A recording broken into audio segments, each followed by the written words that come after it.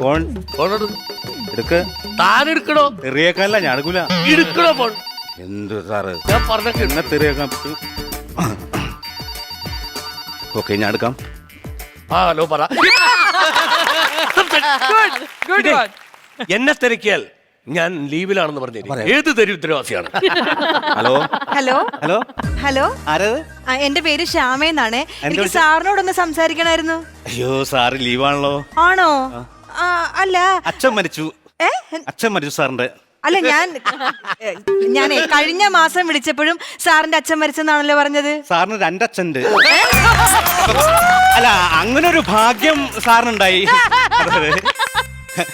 അതെ, ഈ സാറിന്റെ അച്ഛന്റെ മരണത്തിന്റെ ചടങ്ങ് കഴിഞ്ഞിട്ട് എപ്പോഴാണ് വരുന്നത്? അത് ഭക്ഷണമൊക്കെ കഴിച്ചിട്ട് സാറ് വരും. ഭക്ഷണമൊക്കെ കഴിച്ചിട്ട് നല്ല സുഭിക്ഷമായിട്ട് സാർ വരും. സദ്യയൊക്കെ ഉണ്ട്, പിന്നെ പായസമൊക്കെ ഉണ്ട്. പായസം ഉണ്ടാകും, 3 തരം പായസം. അടപ്രഥമൻ, പാലട, പരിപ്പ് പായസം.